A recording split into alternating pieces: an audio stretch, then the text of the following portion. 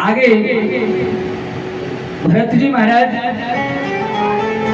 जब इस प्रकार की क्रियाएं कर रहे हैं, घर पर उल्टे सीधे कार्य कर रहे हैं, तो घर वालों को लगा कि ये तो गड़बड़ करेगा, इसलिए इसको घर से निकाल दिया। उनको घर से निकाल दिया गया और जैसे ही घर से निकाला, घर से निकालते से ही इन्होंने वही भगवान का भजन करना है, जंगल में रहने लगे। एक दिन सिंधु सोवीर देश है, उस सिंधु सोवीर देश का राजा है रघुगण। ये तत्व ज्ञान जानने के लिए कपिल ऋषि के आश्रम में जा रहे हैं। कहारों पर बैठ करके जिस डोली में जा रहे हैं, उनमें से एक कहार बीमार हो जाता है। चूंकि ये थोड़े हष्टपुष्ट थे, भरत जी को ले गए, डोली में लगा दिया। अब भरत जी को नीचे देखकर चलने वाले संत हमेशा नीचे देख करके चलते हैं। अब जैसे ही नीचे देख के चल रहे हैं, भरत जी को चींटी दिख जाती है तो थोड़ा पैर दूर या कम इधर उधर हो जाता है। राजा को झटके लगने लगे। राजा ने पूछा, क्या कर रहे हो, कैसे चल रहे हो? अन्य जो 3 कहार थे कहने लगे, महाराज ये जो एक कहार है ना हमारा, वो बीमार पड़ गया था, उसकी जगह नया कहार आया है, इसलिए आप चिंता मत करो। इस कहार से, इस नए कहार से गलती जाती, थोड़ी देर में सही चलने लग जाएगा। लेकिन आगे चलकर फिर वही हुआ। अब की बार जैसे इसने अपने चरण प्रहार करने का सोचा, भरत जी महाराज कहने लगे, ए राजा, मैं आज तक मैंने अपने मुख से कोई शब्द नहीं कहा, आज तक बोला नहीं, लेकिन तुझे कुछ ज्ञान कराने के लिए पहली बार बोल रहा हूं। और रघुगण के साथ में ये वेद और वेदांत इतनी बड़ी बड़ी बातें उनको सिखाते हैं। उनको आज्ञा पालन करना, कर्म, योग, सांख्य शास्त्र इत्यादि शास्त्रों के बारे में जब बात करते हैं, तो रघुगण सोचने लगा कि मैं जिस कपिल मुनि के आश्रम में जा रहा था, ये तो उनसे भी ज्यादा अधिक ज्ञानी मुझे यही मिल गए। हाथ जोड़ करके विनम्र निवेदन किया, महाराज मुझे कपिल भगवान की कृपा कर ली, मैं तो उनके यहाँ जा रहा था, लेकिन आपने मुझे कृपा करके जो ज्ञान दिया है। जड़ भरत जी कह रहे हैं कि इस तन को क्या मांझता रे बंदे, एक दिन मिट्टी में मिल जाएगा। तू तन को देख रहा है और मैं मन को देख रहा हूं। जिस प्रकार से अष्टावक्र जी ने राजा जनक की सभा में जाकर के कहा ना, जैसे उनको देख करके सब लोग, जितने भी वहां दरबारी लोग बैठे, सब हंसे, तो उन्होंने कह दिया ये कोई अच्छे लोगों की सभा नहीं, ये चर्मकारों की सभा है। सबने कहा, आपने ऐसे कैसे कहा? बोले, आप लोग मेरी चमड़ी को ही देख रहे हो, इसलिए आप चर्मकार हैं, आपने मेरे ज्ञान को नहीं देखा। ऐसा ज्ञान लेकर के आज भरत जी ने और रघुगण को जब उपदेश दिया, हाथ जोड़ करके इनकी स्तुति करने लगा। नमो मेहदभ्योस्तु नमः, शिशुभ्यो नमो युवोभ्यो नमः, नमः आगतुभ्यः। मेरा बड़ों को नमस्कार, छोटों को नमस्कार, बटुकों को नमस्कार। फिर तो रघुगण को ऐसा ज्ञान आ गया कि ईश्वर अंश जीव अविनाशी। समझ गया कि ईश्वर का अंश प्रत्येक जीव में होता है। इसलिए सिया राममय सब जग जानी, और करहूं प्रणाम जोर जुग प्रवनऊ सबहे धरनि धरि सीसा, करहूं कृपा जन जानि मुनीसा। हाथ जोड़ करके श्री सुखदेव जी महाराज से दर में परीक्षित जी महाराज कह रहे हैं कि महाराज आपने कितना अच्छा व्याख्यान सुनाया। ऐसे संत की ये गति होती है, अपना अपमान करने वाले व्यक्ति का भी जो भला कर दे उसे संत कहते हैं, वही संत है। बोले संत भगवान की जय हो। स्कंद पुराण में आता है, इनका जो केदार खंड है स्कंद पुराण का, उसमें आता है कि ये जो रघुगण नाम का जो राजा था, ये महाराज भरत जी द्वारा जिस मृग शावक को पाला गया था, अगले जन्म में यही रघुगण राजा बना है। बोले भरत जी महाराज की जय, भागवत महापुराण की जय, जय श्री राधे, गोवर्धन महाराज की जय हो। आगे चल करके भरत वंश के राजाओं का वर्णन करते हुए श्री सुखदेव जी महाराज कहते हैं, भरतस्यात्मजः सुमर्ति नाम वैतो। वाह, हे राजा परीक्षित, भरत के पुत्र हुए सुमति, और सुमति की वृद्ध सेवा नाम की पत्नी है, जिसका पुत्र हुआ देवाजित। देवाजित का आसुरी से देवधुम्न हुए, देवधुम्न का धैनुवती से परमेष्ठी नाम का पुत्र हुआ, परमेष्ठी का सुवर्चला से तृतीय, और तृतीय ने ज्ञान प्राप्त करके लोगों को आत्मविद्या का उपदेश दिया। ये जो तृतीय हुए, इनकी सुवर्चला नाम की पुत्री पत्नी है, उससे प्रत्यहर्ता, प्रस्तोता और उद्गाता नाम के 3 पुत्र पैदा हुए। प्रत्यहर्ता की स्तुति नाम की रानी से अज और भूमि नाम के पुत्र हुए। भूमि की ऋषि कुल्या नाम की, उससे उद्गीत, और उद्गीत हुआ।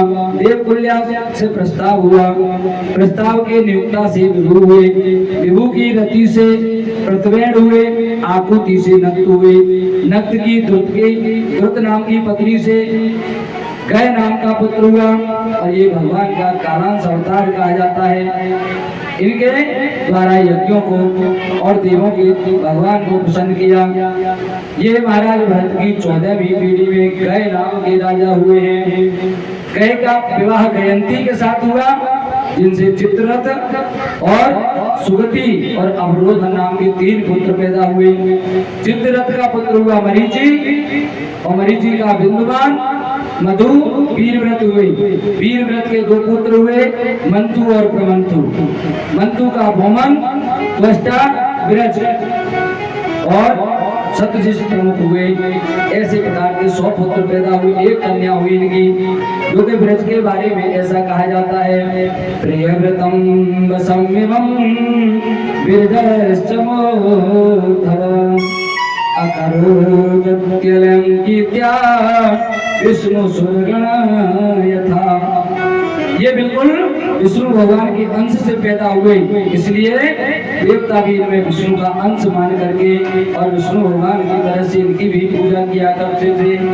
आगे चल करके सुखदेव जी महाराज खगोल शास्त्र का वर्णन करते हैं। खगोल शास्त्र के साथ साथ जम्मू द्वीप की नदियां हैं, 9 खंडों में बांटा, उसका वर्णन करते हैं।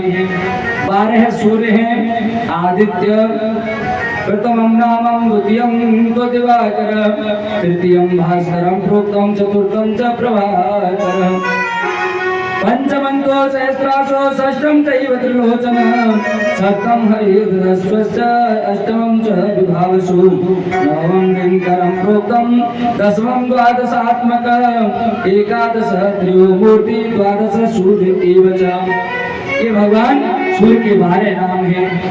जिनको याद न रहे वो हमारा चैनल है ब्रज सेवा मंडल, उस पर शाम को ये वीडियो डाल दी जाएगी, वहां से आपको ये प्राप्त हो जाएगा। बार बार आप देख सकते हैं, पुरानी जो जितनी भी हमारी कथाएं उनको भी देख सकते हैं, और अभी आगे चल करके जो कथाएं होंगी उन कथाओं को भी आप लाइव भी देख सकते हैं।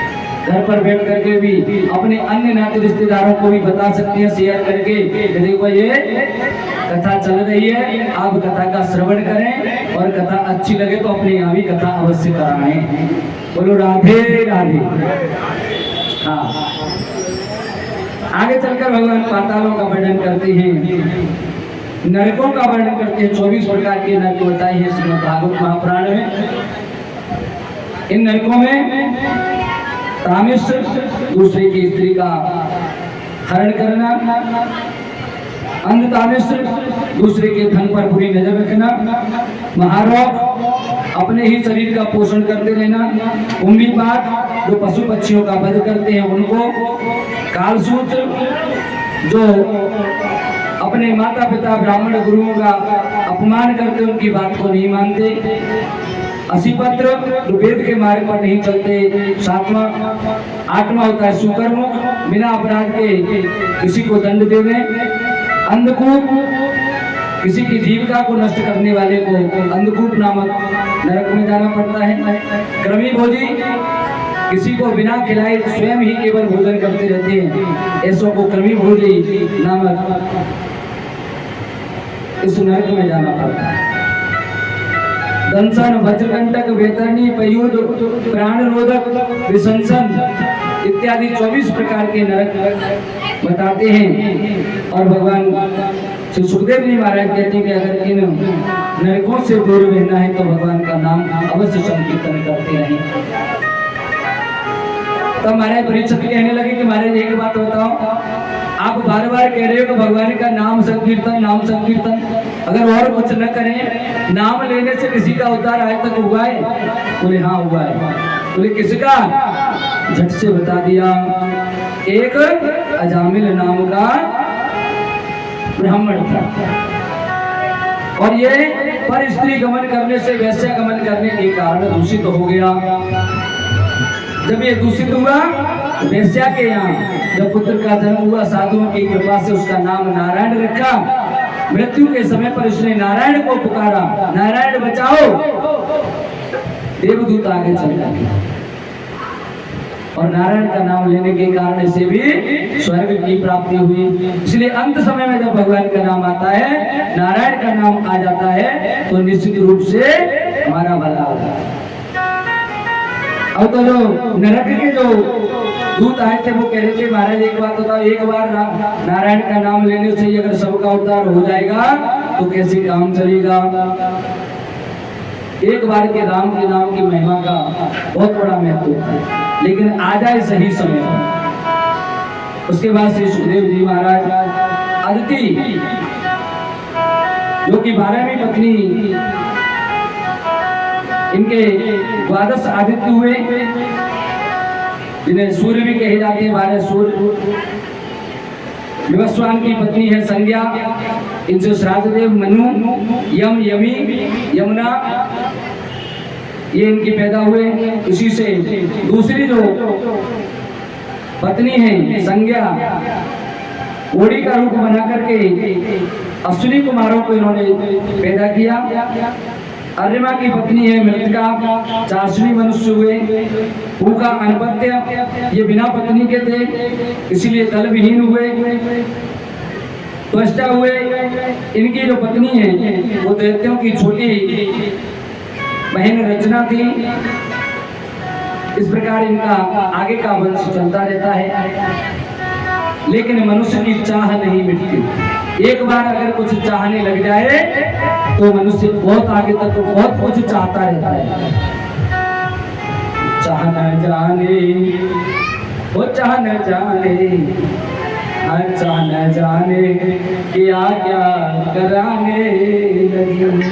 चाह के कारण ही तो हम सब कुछ कर रहे हैं। चाह न जाने क्या क्या कराने लगी, चाह पैसों से आने बनाने लगी, चाह पैसों से आने बनाने लगी, चाह पैसों से आने बनाने लगी, चाह पैसों से आने बनाने लगी, चाह आनों से रुपए बनाने लगी, चाह आनों से रुपए बनाने लगी, चाह रुपयों से कोठी बनाने लगी, चाह रुपयों से कोठी बनाने लगी, चाह कोठी में, चाह कोठी में दौड़ी, वो चाह कोठी में गाड़ी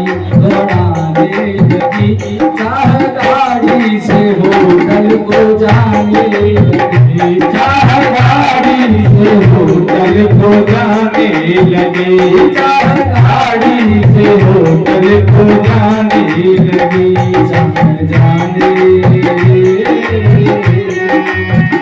जान जाने क्या क्या कराने लगी, जान जाने क्या क्या कराने लगे, जान जाने क्या क्या दिखाने लगी, जान जाने क्या क्या दिखाने लगे, जान जाने क्या क्या दिखाने लगी, जान जाने क्या क्या दिखाने लगे, चाह पीली जिन्होंने वो पीले हुए, चाह पीली जिन्होंने वो पीले हुए, चाह पीली जिन्होंने वो पीले हुए, चाह पीली जिन्होंने वो पीले हुए, चाह छोड़ी जिन्होंने रंगीले हुए, चाह छोड़ी जिन्होंने रंगीले हुए, चाह छोड़ी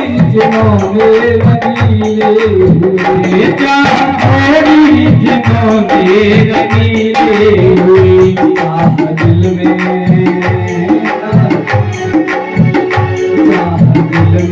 लगी दिल जरा हो, चाह दिल में लगे दिल जरा हो गया, एक बार ताली बजाते हुए सभी लोग एक साथ, ओ चाह दिल में लगी दिल जरा हो गया, चाह दिल में लगी दिल जरा हो गया, चाह दिल में लगी दिल जरा हो गया, चाह दिल में लगी दिल जरा हो गया, चाह हर से लगी दिल हरा हो गया, हो चाह हर से लगी दिल हरा हो गया, चाह हर से लगी दिल हरा हो गया, चाह हर से लगी दिल हरा हो गया, जान जाने रे चाह जाने चाह जाने, जाने क्या क्या कराने लगी, चाह जाने क्या क्या कराने लगे, जान जाने क्या क्या कराने लगी, चाह जाने क्या क्या कराने लगे, चाह पैसों से आने बनाने लगी, चाह पैसों से आने बनाने लगे, चाह पैसों से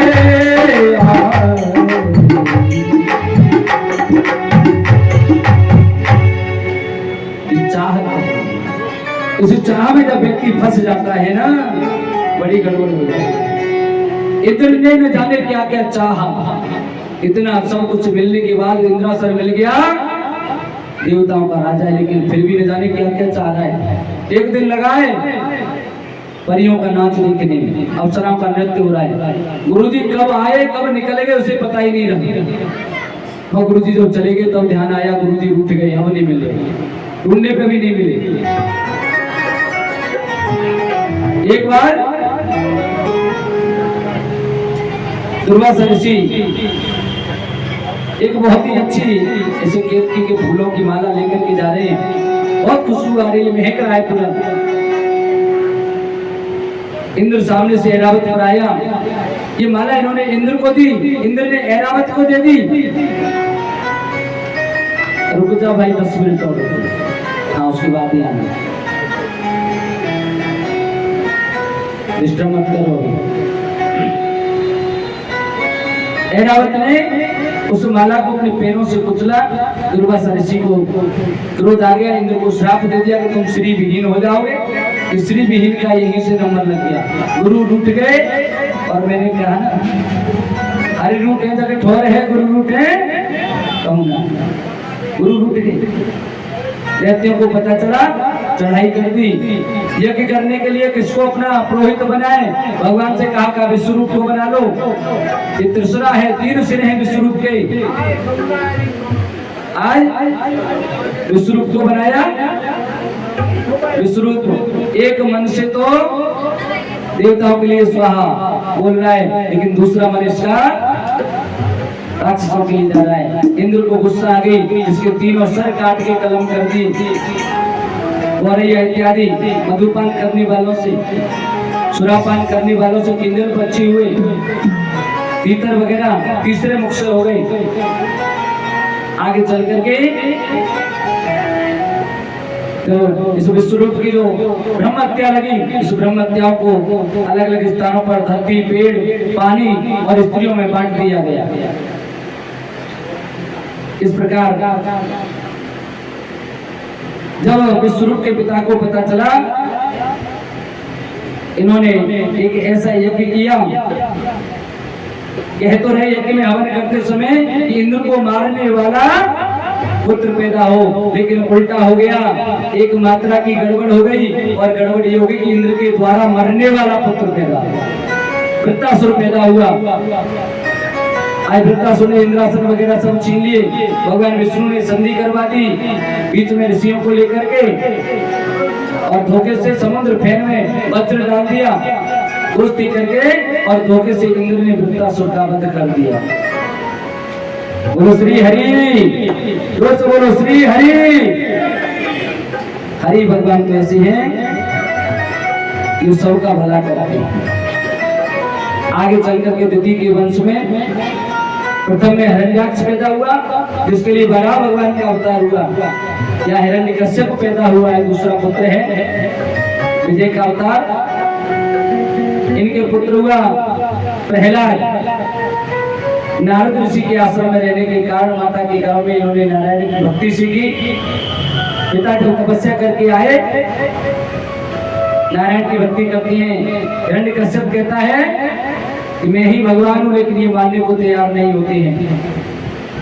और जब इसको मरवाने की बड़ी बड़ी कोशिशें की गई, बहुत कोशिश की, बाणों से गिराया गया, हाथियों से कुचलवाया गया। इनकी बहनें होलिका, उसको वरदान था कि आप अग्नि में नहीं जलोगी, लेकिन जो भगवान के भक्त को जलाने की कोशिश करे तो चाहे कोई भी वरदान हो, भगवान उसे भी भेंट देते हैं। होलिका जल गई, भक्त प्रहलाद बच गए। इस प्रकार से ये भक्ति का बड़ा निरूपण करते हैं। और प्रहलाद के कारण जब हिरण्यकश्यप प्रहलाद को मारने के लिए पूछते हैं कि तेरा भगवान कहाँ है, बोले मेरा भगवान तो तुझ में भी है, मुझ में भी है, संसार में हर जगह पर है, हर व्यापक सर्वत्र समाना, प्रेम के प्रकट होए में जाना।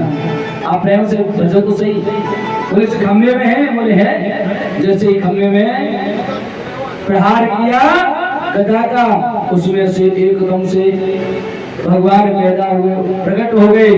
बोलिए नरसिंह भगवान की जय हो। आधा शरीर तो सिंह का है, आधा नर का है। इसको वरदान लगाए हिरण्यकश्यप को, तुझे ब्रह्मा के द्वारा बनाया हुआ कोई भी जीव मार नहीं सकता। ऊपर नहीं मरेगा, नीचे नहीं मरेगा, घर में भीतर नहीं मरेगा, बाहर नहीं मरेगा, दिन में नहीं मरेगा, रात में नहीं मरेगा, 12 महीने में नहीं मरेगा। इसलिए भगवान ने 13वां महीना पुरुषोत्तम मास बना दिया, जिसको मौत का महीना कहते हैं। इसकी रचना करी हिरण्यकश्यप को मारने के लिए। इस प्रकार से नरसिंह भगवान ने हिरण्यकश्यप को मारते हुए, और जब भगवान बाहर लेकर के आ गए, अपनी जंघाओं पे लिटा लिया। पूछ रहे बोल भाई, जो तूने वरदान मांगे उनमें से कोई एक आध दिखाई दे रहा है? न अस्त्र से मरूं न शस्त्र से, देख मेरे पास अस्त्र शस्त्र नहीं है। संध्या का समय है, न दिन है न रात है, 12वें महीने में से कोई महीना नहीं, 13वां महीना चल रहा है। न मैं नर हूं और न पशु हूं, नरसिंह। और ऐसा कहकर के उसके पेट को फाड़ डाला। भक्त प्रहलाद ने बाद में भगवान की आराधना की है। ऐसा करके भगवान ने और अपने भक्तों की रक्षा कार्य किए हैं। आइए आज की कथा का विश्राम हम यहीं पर रखेंगे, क्योंकि इंद्रदेव भी बड़े प्रसन्न हो रहे हैं। कल भी इसी समय आगे उनको लग रहा है कि आप ज्यादा समय क्यों ले रहे हो, 5 को बजेंगे। आज की कथा की आरती, उससे पहले एक भजन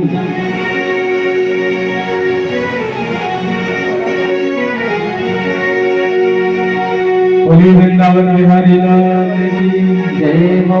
पुत्र प्यारो पिताजी में मत मारो।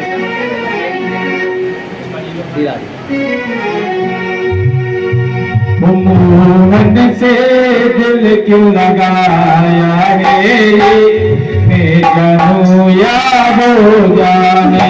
मोहन से दिल क्यों लगाया है, मैं जानूं या हो जाने। मोहन से दिल क्यों लगाया है, ये मैं जानूं या हो जाने। ये मैं जानूं या हो जाने, ये मैं जानूं या हो जाने।